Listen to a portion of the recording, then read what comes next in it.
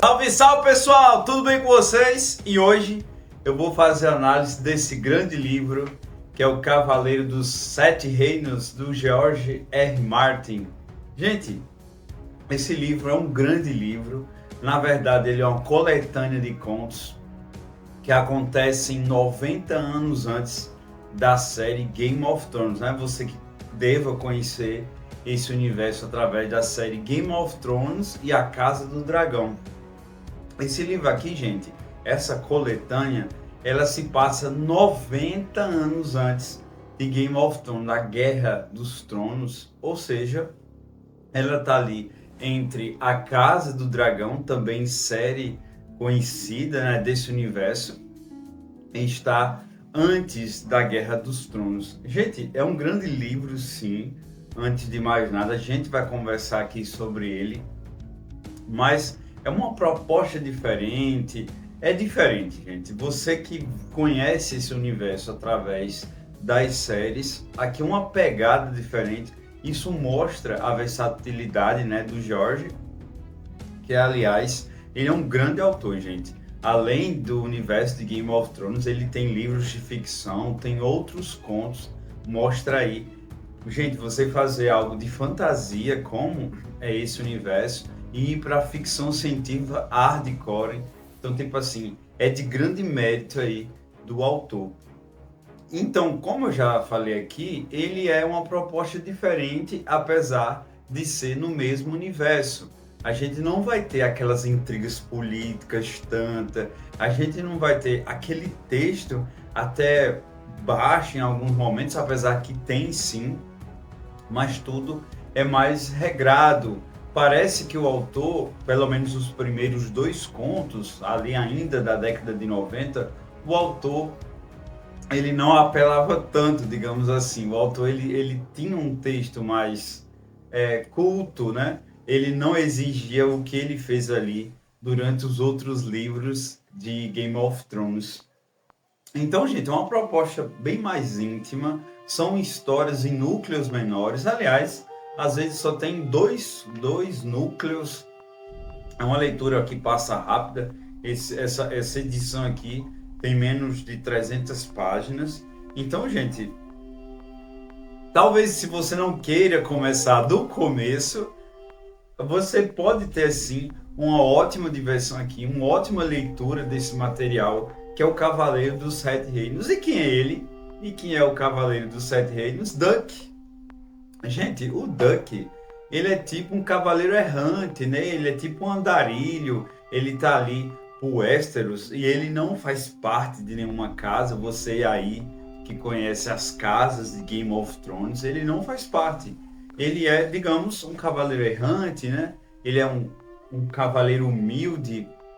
E a história dele, gente, ele me lembrou, eu não sei se são lembranças da infância, porque realmente eu não li Guilherme Tell. Mas é aquela história medieval, onde ele já tinha um mestre, e ele era o escudeiro dele, e aquele honra, né? Onde o mestre passa o bastão para os, né? Muito bom mesmo, essas histórias aí para o seu sucessor. E aí, gente, o Duck, ele acaba ali tomando seu próprio destino, tentando ali procurar ter uma vida digna perante toda a Westeros, ou seja, gente, toda aquela questão que a gente tem em Game of Thrones aqui é deixado de lado. A gente vê um lado mais periférico, o lado mais pobre, digamos assim, da história. E aí a gente entra para o primeiro conto do livro, onde aí para mim o segundo melhor. Na verdade tem o segundo para mim é o melhor, esse é o segundo e temos o terceiro que aí eu já não gostei tanto, a gente vai falar. E aí, gente, a gente tem um cavaleiro andante onde ele sabe aí que vai ter um torneio, né? Aqueles torneios violentos daqueles cavaleiros, e ele acaba indo ali para ganhar dinheiro, para ganhar status. Esse torneio aí é lá numa região feudal, onde a gente sabe que eles vão ganhar, além de grana, né, o prestígio. E ali, naquelas tavernas onde eles se estabilizam ali, para esperar, para chegar ou para ficar perto. Ele conhece aqui o segundo personagem, que é um dos melhores personagens, um garotinho muito carismático. Aliás, é um dos melhores personagens do George Martin. E aí, o nome dele é Egg. Egg, ovo, cabeça de ovo, né? E ele é um personagem incrível. Eu não vou contar agora quem ele é. Eu não vou contar agora quem ele é. Então ele vai servir como um escudeiro do Duncan. Ali vai limpar o cavalo dele, vai afiar as armas. E é muito interessante essa dupla. E essa dupla ali se estende ali pelos outros dois contos, que daqui a pouco eu conto quem é o Egg de verdade. Não é só um garotinho, né? E aí, gente, é bem interessante a chegada do Duncan lá no torneio, onde ele conhece ali os cavaleiros de lá, e aí a gente conhece os Targaryens. Os Targaryens aqui, gente, eles fazem parte ainda do reinado, é eles que tomam de conta aqui, e aí a gente tem, na linha principal, a gente tem o rei Darion II, é ele que está ali no comando. Gente, é uma época que não se tem mais dragões, então tem muita história antes, tem muita história, mas gente, assim, vocês não perdem, gente, isso é solto na escrita do Martin, que tipo, gente, como assim não tem dragão? Mas isso é bem explicado, você não vai ficar vagando, e na verdade nem precisa, porque como eu já falei aqui anteriormente, é outro foco, é algo mais intimista, né? Então não, porque que não tem dragão, o que aconteceu e tal. Quando eu chegar no terceiro conto, a gente já vai ter uns easter eggs, calma que a gente chega lá. E aí, os Targaryen também vai lá, a pedido dos senhores feudais lá da região, a região de Valfreixo. E aí, eles se encontram e tem uma treta entre o Duncan com um dos Targaryens, um dos príncipes de lá. A gente, eles têm um sangue quente, né? Alguns Targaryen têm sangue quente. E isso, os Valerianos, né? Então, um dos personagens lá, um dos príncipes Targaryen, acaba machucando ali um intérprete, daquelas diversões ali da época, e ele acaba não gostando da atitude desse príncipe, e ele acaba machucando o príncipe. Gente, pra quê? Pra quê? Só em ler ali você vê a tensão do que está acontecendo. O cara simplesmente foi para um duelo.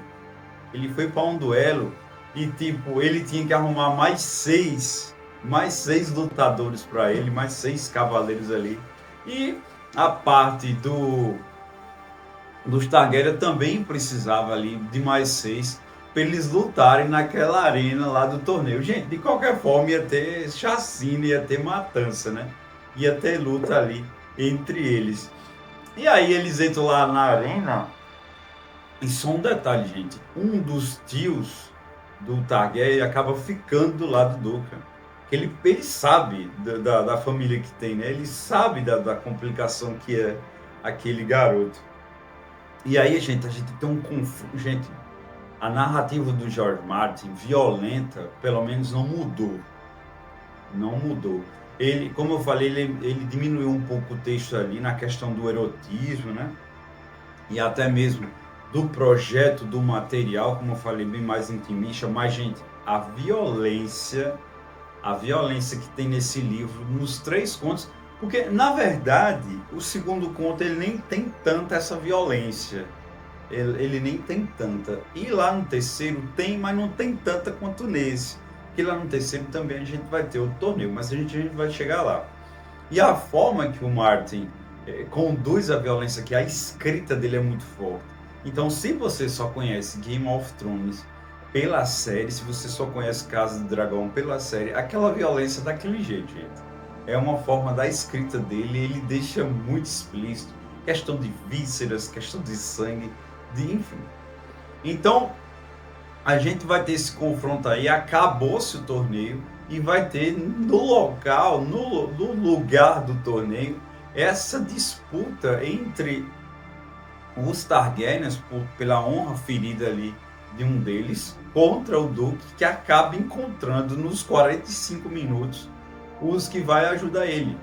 E os Targaryen já estavam, alguns já por lá, né? A gente tem ali um cenário, gente, bem medieval, como vocês coloquem na imaginação, onde a casta, né, a casa Targaryen, ela acaba vindo ali com mantimento, com outros cavaleiros, até mesmo se acontecesse alguma complicação. E lembrando, né, como a gente já falou aqui, que os Targaryen estão ainda no poder. E aí, gente, acontece até um acidente por lá, eu não vou contar aqui muito detalhe, muitos spoilers, que às vezes é a beira até do humor. Falando em humor, durante todo o livro também vai ter humor. Vai ter um humor que não se tem muito lá nos outros materiais. Então, existe muita coisa. Como é que eu posso dizer? Ele fica debochando da cara do Egg, o Duck. Tem outras e outras situações. E não é uma coisa assim sexual. É um humor até mesmo pastel, às vezes é tipo só uma ameaça. Eu vou dar uma tapa no seu pé do vidro. Gente, tem hora que parece que não é o Martin que a gente conhece. A gente que leu, né? Não sei se você leu os livros, mas às vezes é tão diferente a escrita dele aqui que nem parece esse humor. Esse humor vai prevalecer ali no terceiro ato, não, no terceiro conto. Mas eu tô me lembrando das coisas. Então, gente, nesse torneio aí, acaba tendo aí sua solução. E, gente, tem uma morte inesperada, gente. Você não tem noção dessa morte aí que aconteceu. Bem acidental mesmo. E aí a gente tem uma passagem de tempo ali do primeiro, do segundo. Gente, eu não vou contar muito spoiler. Eu não vou contar muito spoiler, porque tem detalhes aqui que se eu contar, que se você for ler, você, poxa, velho, não era para ter visto o vídeo do Emílio Kubrick aqui, inclusive se inscreva caso você ainda não seja inscrito. Então a gente tem a ida para o segundo conto, a escrita, o texto, acaba não dizendo quanto tempo passou. Mas assim, também não foram muitos anos. Tem uma passagem de tempo, e aqui é o melhor conto, na minha opinião. Ele é o melhor. E ele aqui, ó, faz muita pegadinha. O Martin. Gente, se você está acostumado com o Martin também, ele acaba te decepcionando muito. Ele acaba te decepcionando muito, porque ele fica escrevendo, né? Fica narrando aquela história, e quando chega a determinado momento, não é nada do que você imaginava. Tira, né? Tira esse lado previsível também. Tem coisas que às vezes são previsíveis, mas tem realmente coisas que realmente não são. E aí, gente, nesse segundo conto, Duck e o Egg estão ali dando continuidade às suas vidas itinerantes e eles vão a um local onde está se tendo uma seca muito grande. Está se tendo uma seca muito grande. Aí, novamente, vocês têm que imaginar essa questão medieval de como seria um local ali, uma barragem não está liberada para aquela outra região. Gente, eu confesso que foi bem mais difícil, sabe? Porque como é um cenário medieval, como eu não tive acesso a isso, a gente fica imaginando um local que tem a seca, porque uma barragem de outra região. Mas enfim, pesquisas, imaginação tá para isso, né? Então eles chegam lá, eles querem saber, né? O Egg e o Duck ali, o porquê dessa situação. E ele, o Duck, acaba chegando no castelo, na torre, essas coisas bem medievais. E vai encontrar o seu Ogre, que acaba, gente, é muito interessante isso. É muito interessante. Ele torna-se a espada juramentada, que é o nome ali do segundo conto do seu Ogre. E aí, gente, a gente tem a perspectiva do que ele é, né, da família dele. A gente não tem a perspectiva do que realmente é. Que isso vai ser quebrado com o passar do conto ali, que eu vou chegar lá. E aí, gente, ele começa a contar que era um herói de guerra, que lutou do lado dos Targaryens, que aí, gente, começa um dos melhores momentos aqui desse livro, que a gente vai ter ali outras informações nos outros livros de Game of Thrones, né, do universo. E ele fez parte ali de uma rebelião que ele era do lado digamos, do filho bastardo. E, gente, e para confessar, eu não sei a história. E isso faz você pesquisar, que eu vou ler sim. Houve uma revolução chamada Blackfire. O Targaryen bastardo, por ironia do destino, acaba ganhando a espada. Ele ganha a espada do pai, do rei, e dá a ele. Então, dá tudo indica o rei dando ali a espada para o filho, nem que sendo bastardo ou não, ele dá continuidade. Isso é bem bíblico também, né? Jacó deu a Esaú a benção, que na verdade era para ser para... Enfim, vocês conhecem a história, eu também, é porque eu não estou lembrado agora. Então, gente, o Ogre, ele acaba lutando ali na rebelião do Blackfire do lado lá do Daemon. É Daemon também. É Daemon também, lá da Casa do Dragão. Mas não é o mesmo, não. É só o nome. E ele acaba lutando do lado dele. Isso também não é dito há quanto tempo atrás. Mas creio que seja entre 12 e 15 anos. E ele tá com essa treta, porque quem ganhou foi o lado lá, os originais, digamos assim, né? Temos ali o filho bastardo de um lado e temos as consequências aqui dos que ficaram no poder. E ele fala que ele está sendo oprimido pelos Targaryen, pelo fato de estar proibindo, que na verdade não é necessariamente dos Targaryen, é de uma senhora chamada Viúva Vermelha que tem o aval, que tem a segurança, que tem a proteção dos Targaryens. Por quê? A Viúva Vermelha, ela é dona do vilarejo, porque ela ficou do lado lá, a família dela, e isso é tudo explicado aqui, gente. Isso é tudo explicado no texto. É muito interessante. Então ela tem direito a esse local, tem direito ali a fazer o que quiser com as barragens, por causa desse aval dos Targaryens, porque a família dela ficou do lado dos Targaryen. Então, quando eu falei agora há pouco, é essa questão, né? Ela tem ali os direitos porque ela ficou do lado da família dela, dos Targaryens originais, digamos assim. E sabe o que acontece? Sabe o que acontece? Ela vai ter a visita do Dunk e do Egg. E isso a mando do Ogre. Por quê? Porque tá tendo aquela seca. Então eu disse, não, então eu vou lá. Eu vou lá. E o humor prevalece aqui também. E ele acaba se arrumando. E aí, gente, começa a treta que eu falei agora há pouco.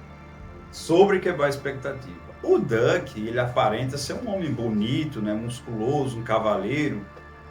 E a personagem, a dona lá do reinado, a Viúva Vermelha, ela já matou 3 maridos, gente. Ela aparenta, e ela é jovem também ali, 22, 23 anos. Ela é muito bonita. E ele é um cara bem arrogante, um ogro, digamos assim, o jeito dele, e ele vai mudando, gente. O Dunk ele vai mudando também. E eu penso que eles vão namorar, vai ter uma noite de amor, será que vai ter? Então ele chega, vai conversar ali, de início ali, sobre o que está acontecendo, isso já no segundo ponto. E ele quer saber o porquê deles fazerem isso, causando toda essa seca lá no vilarejo do Senhor Ogre. E aí você acha que vai ter alguma coisa entre eles, mas não acontece. E aí tem uma revelação, tem um plot twist, porque aqui, gente, no segundo conto, ele já entra nessa parte política e entra nessa parte ali do Egg. Então eu vou contar para você agora. Em determinado momento, até mesmo lá no final do primeiro conto, a gente sabe que Egg, na verdade, é um Targaryen. O Egg, ele é um Targaryen, ele quer ser itinerante, ele quer conhecer a vida de outra forma, e não necessariamente ter uma vida real como se tem lá. E aí, gente, a viúva acaba mostrando e provando que, na verdade, tudo que ela está fazendo lá com o vilarejo, com aquela região do Ogre, é porque ela tem esse direito. Então existe um documento, o documento escrito lá na língua valeriana, né, dos Targaryen, que ela tem toda essa autorização do vilarejo pelo fato da família dela ter lutado do lado dos Targaryens. E quem é que lê o material? Quem é que lê aquelas letras? O Egg. O Egg lê. Então é soltado mais ainda, apesar que no primeiro conto a gente já sabe. Mas como eu revelei aqui para vocês, E aí, gente, ele fica muito bravo. O Duque fica muito bravo porque ele viu na perspectiva do Ogre, aquele que ele está sendo a espada juramentada. E aí, gente, ele fica muito revoltado. Ele fica muito revoltado, ele volta lá pro Ogre e conversa vai, conversa vem. Acontece ali um confronto. É muito bem escrito, é muito bem narrado, você fica com muita tensão entre eles ali. E aí acontece o pior de tudo. Ia ter muita desgraça, ia ter muita morte, e acaba que a Viúva Vermelha vai conversar com seu Ogre e eles vão se apaixonar. Em meio à guerra ali, tem alguns motivos, obviamente, coisas do passado não resolvidas, mas eles acabam ali. Gente, eu contei esse spoiler porque eu fiquei muito revoltado com o que aconteceu com o Dunk entre ela. Eles dois eram para se namorarem, né? Se casarem, enfim. Eu não gostei. E aí o conto termina dando ali continuidade a tudo que aconteceu no vilarejo, que agora tem-se por esse casamento uma vida estável ali por causa da água, né, que foi liberada ali entre eles. E aí a gente chega ao último conto. Esse conto, gente, ele dá uma queda para mim. Ele dá uma queda para mim, que é o Cavaleiro Misterioso, mas ele soma muito. Ele soma muito. Ele não foi tão bom para mim, mas a gente tem que admitir que o livro, que é essa terceira parte, ele é bem melhor na estrutura. Eu acho que é porque o livro já estava lá. Esse conto já foi escrito nos anos 2010, ele já tinha escrito outros livros ali do Game of Thrones.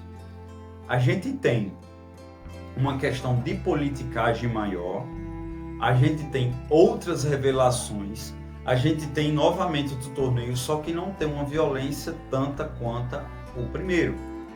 E aí, gente, a gente tem novamente o Duck e o Egg ali fazendo suas andanças, onde ele acaba sabendo desse torneio, e lá entre as tendas, aqueles locais que ele tem os intervalos, eles acabam conhecendo alguns outros cavaleiros. E esses outros cavaleiros já estão falando sobre ainda a Blackfyre, a revolta Blackfyre. E aí, gente, tem muita politicagem, aparecem outros personagens e acontece aqui uma virada. Acontece uma troca de reinado. O Daeron II é falecido e quem assume é o Aerys. Só que, na verdade, não é mais ele. Quem está assumindo é a mão do rei. É ele conhecido como Corvo de Sangue. Ou seja, é um reinado onde que é de fachada. E, na verdade, quem manda na situação é a mão dele, né? Então, gente, a história se conduz ali com muito mais conversa, com muito menos ação, falando-se muito dessa Revolução Blackfyre. E aí a gente chega um momento que eles chegam lá no castelo e acabam, antes do torneio, conversando muito sobre isso. E alguns outros personagens que a gente achava que não era nada, virou alguma coisa. E tem alguns plot twists. Eu não vou contar muito detalhe desse terceiro conto, porque ele é muito chave ali para a construção de muita coisa. Vocês vão acabar se decepcionando caso vocês leiam. A experiência, a Emílio já contou. Mas aí, gente, é muito interessante essa parte da política. O texto, você percebe que deu uma evolução. Realmente, o Martin deu uma melhorada ali. E a gente tem os easter eggs, que dessa vez os ovos dos dragões já estão por aqui. Exatamente. Então, a gente já vai ter o início do que poderá vir daqui para frente, porque realmente eu não sei para onde esse livro vai, porque esse terceiro conto acaba, Martin não escreveu mais, mas a gente sabe que os dragões vão voltar, obviamente. Mas aí fica na tua perspectiva para saber aqui, né, nesses núcleos, como é que vai ser a chegada desses dragões. Gente, o Cavaleiro dos Sete Reinos é um grande livro, uma grande coletânea, onde se tem esses três contos. O primeiro conto, ele tem sim aquela característica do Martin em algum momento na escrita sobre violência, mas deixa de lado toda aquela politicagem, deixa de lado aquilo que a gente conhece tão bem do texto de Martin. No segundo conto, que é o mais importante para mim, continua sendo mais intimista, a gente tem ali alguns easter eggs, já algumas referências do que aconteceu durante e depois da situação. E o terceiro, mais politicagem, mais easter eggs. Gente, é um bom começo se você não leu Game of Thrones nem A Casa do Dragão, que no caso é Fogo e Sangue. Por aqui vai ser bem mais divertido, você não precisa saber quem foi fulano, quem foi cicrano, essa questão da política, você não precisa ficar tão imersivo, mastigando tanto. Então, é um bom começo o Cavaleiro dos Sete Reinos. E eu vou ficando por aqui. Muito obrigado e até mais.